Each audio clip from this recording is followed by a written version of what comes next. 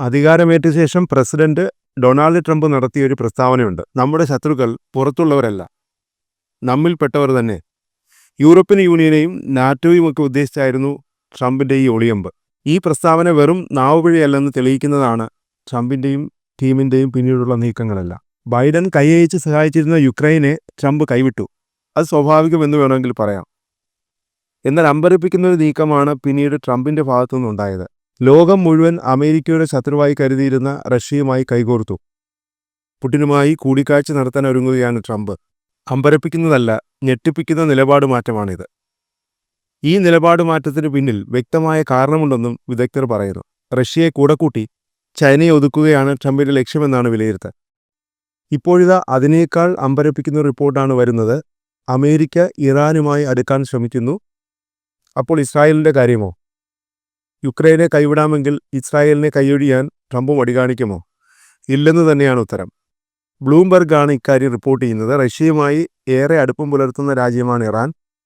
ഇറാനുമായി ആണവ ചർച്ചകൾ നടത്താൻ അമേരിക്കയെ സഹായിക്കാമെന്ന് റഷ്യ വാക്ക് നൽകിയതായി റിപ്പോർട്ടിൽ പറയുന്നു. ഇറാന്റെ ആണവ പദ്ധതിയെക്കുറിച്ച് ചർച്ച നടത്താൻ റഷ്യ മധ്യസ്ഥം വഹിക്കണമെന്നാവശ്യപ്പെട്ട് US state secretary Marco Rubio റഷ്യയെ സമീപിച്ചതായാണ് റിപ്പോർട്ടിൽ പറയുന്നത്. ഇതുമായി ബന്ധപ്പെട്ട അടുത്ത നീക്കം എന്താണെന്ന് ലോകം നിരീക്ഷിക്കുകയാണ്. അതിനിടെ ഗസയിലും വൻ നിലപാട് മാറ്റത്തിന്റെ സൂചനകളാണ് പുറത്തു വരുന്നത്. ട്രംപ് ഹമാസിനെ ഗസയിൽ നിന്ന് പുറത്താക്കുമെന്ന് പ്രഖ്യാപിച്ചിരുന്നു.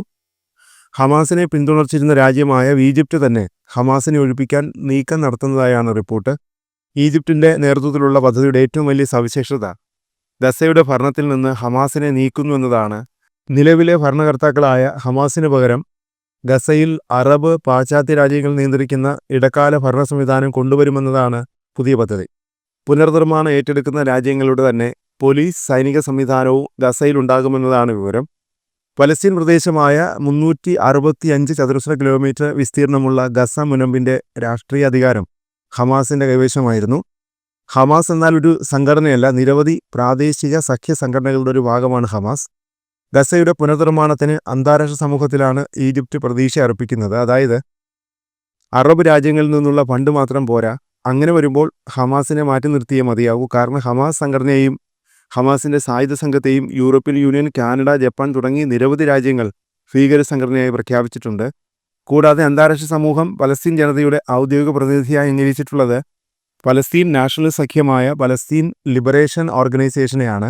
പലസ്തീൻ അതോറിറ്റിയുടെയും പലസ്തീൻ ലിബറേഷൻ ഓർഗനൈസേഷന്റെയും തലവനായ പ്രസിഡന്റ് മഹ്മൂദ് അബ്ബാസിന്റെ വിശ്വസ്തരായ ഫതാ സേനയ്ക്കെതിരായ ഹ്രസ്വ യുദ്ധത്തിന് ശേഷം 2007 മുതലാണ് ഹമാസ് ഗസ മുനമ്പിന്റെ അധികാരം കൈയാളുന്നത്. ഇതെല്ലാം പരിഗണിച്ചാണ് ഈജിപ്തിന്റെ നീക്കം. പോരാത്തതിന് ദശകങ്ങളോളം ഹമാസിന്റെ മുഖവും മസ്തിഷ്കവുമായിരുന്ന നേതൃനിര ഏതാണ്ട് പൂർണ്ണമായും ഇല്ലാതായിട്ടുണ്ട്. സ്ഥാപക നേതാക്കളിൽ അധികമാരും ഇനി ജീവിച്ചിരിപ്പുമില്ല. 4 പതിറ്റാണ്ടിലേക്ക് കിടക്കുന്ന പ്രവർത്തന ചരിത്രത്തിലെ എക്കാലത്തെയും വലിയ പ്രതിസന്ധിക്ക് മുന്നിലാണ് അവരിപ്പോഴും. ഹമാസ് നേതൃത്വത്തെ തുടച്ചു നീക്കുക, അവരുടെ സായുധശേഷി ഇല്ലാതാക്കുക തുടങ്ങിയ പ്രഖ്യാപിത ലക്ഷ്യങ്ങളുള്ള ഇസ്രായേലിന് വീണ്ടും ഒരു അവസരം സൃഷ്ടിക്കാതിരിക്കുക എന്നതും ഈജിപ്റ്റ് പരിഗണിച്ചിട്ടുണ്ടെന്ന് വ്യക്തം. അതേസമയം 2023 ഒക്ടോബർ 7 ആക്രമണങ്ങളെ തുടർന്ന് ആരംഭിച്ച യുദ്ധം അവസാനിപ്പിച്ച് സ്ഥിരമായ സമാധാനം പുനഃസ്ഥാപിച്ചതിനു ശേഷമാണോ പദ്ധതി നടപ്പാക്കുക എന്ന കാര്യത്തിൽ വ്യക്തതയില്ല.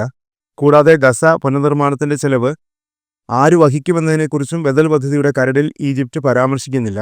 ഹമാസിനെ മാറ്റി നിർത്തി ഗസയുടെ ഭരണനിർവഹണം എങ്ങനെ സാധ്യമാകുമെന്നതും ഈജിപ്തിന്റെ പദ്ധതിക്ക് മറ്റ് അറബ് രാജ്യങ്ങളുടെ പിന്തുണയുണ്ടോ എന്നതും റിപ്പോർട്ടിൽ വ്യക്തവുമല്ല.